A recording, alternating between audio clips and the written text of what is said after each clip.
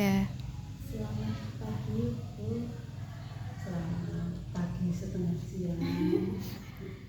Perkenalkan, saya Valeri Naila dari mahasiswa dari PGSD UNESA, ingin menanyakan terkait pembelajaran pendidikan Pancasila di sekolah dasar. Di sini dengan Bu Yati sebagai guru sekolah dasar di SDN Negeri Banyu Urip. Izin menanyakan untuk pertanyaan yang pertama, bagaimana biasanya Ibu memulai pembelajaran pendidikan Pancasila agar siswa tertarik dan siap mengikuti? Biasanya di kelas itu sudah biasa. Untuk pertama memulai pelajaran harus dimulai dengan salam. Terus untuk masuk ke materi, biasanya untuk anak-anak supaya semangat, kita nyanyikan yel-yel atau lagu-lagu yang sesuai dengan materi yang akan saya ajarkan.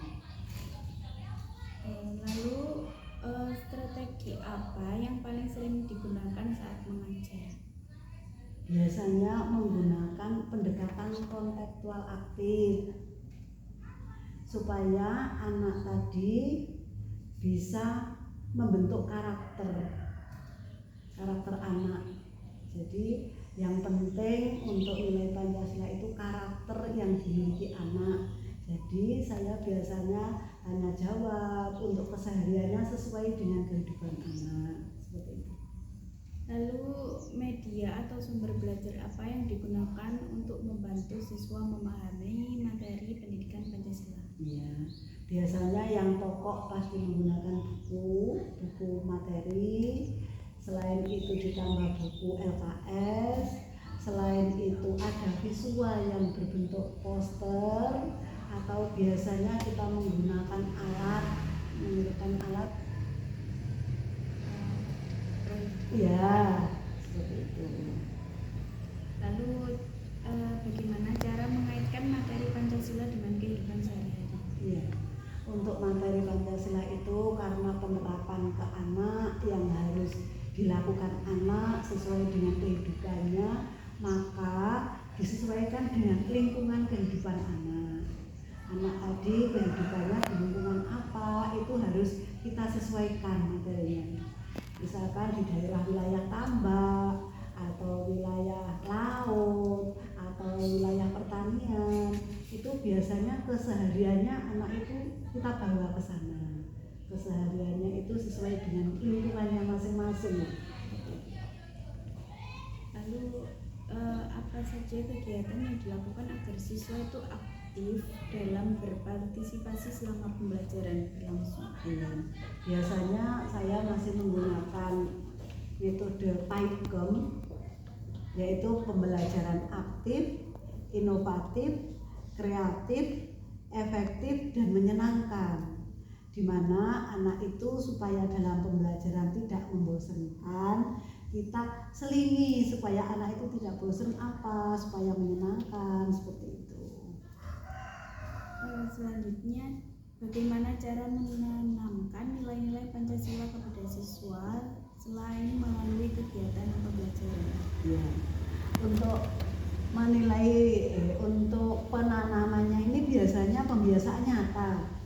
Pembiasaan nyata itu biasanya diterapkan budaya, misalkan tidak boleh membedakan antara teman yang satu dengan teman yang lainnya, misalkan si kaya dengan si miskin, misalkan beda agama, seperti itu tidak boleh dibeda-bedakan.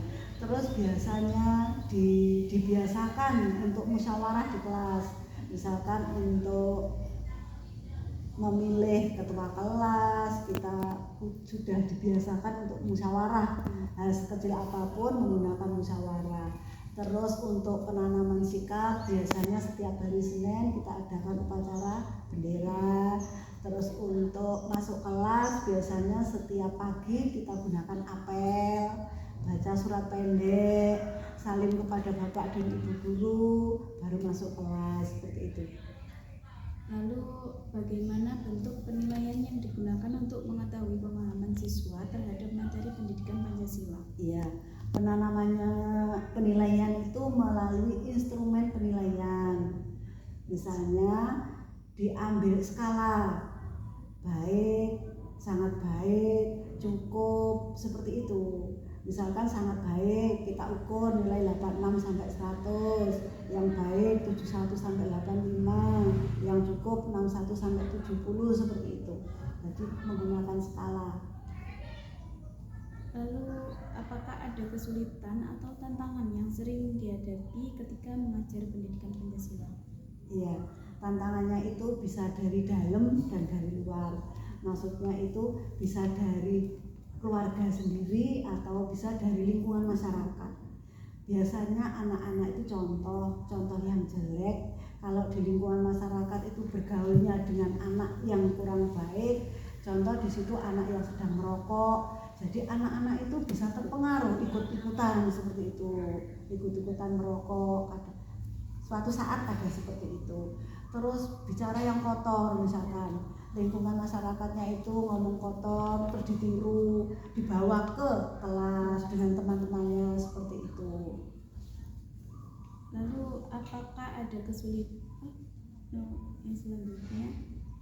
Menurut Ibu, bagaimana dari pembelajaran Pancasila yang masih perlu ditingkatkan atau diperbaiki? Iya, yang masih perlu diperbaiki yaitu tentang ini, media itu kan memang sekarang itu zamannya digital ya. Jadi untuk film, sinetron itu mempengaruhi ke anak-anak.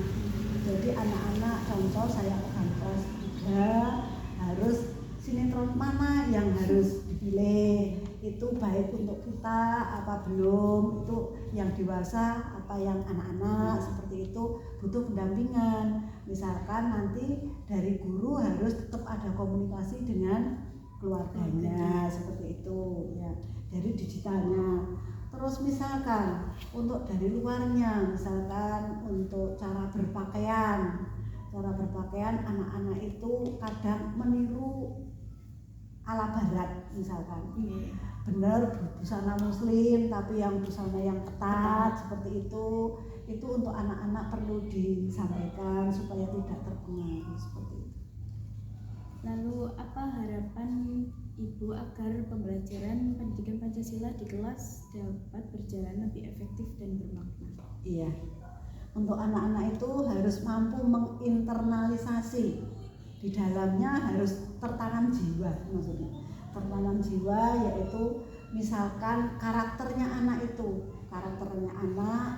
terus paham anak tentang kewajiban, haknya apa, kewajibannya apa, seperti itu. Tahu kalau di rumah, oh kewajiban kepada orang tua, hak saya dari orang tua. Di sekolah itu kewajiban kepada bu guru, haknya dari guru, seperti itu. Harus bisa memahami, maksudnya seperti itu. Jadi penerapan untuk misalkan toleransi kepada anak-anak dengan temannya, tidak boleh sikap bullying, seperti itu.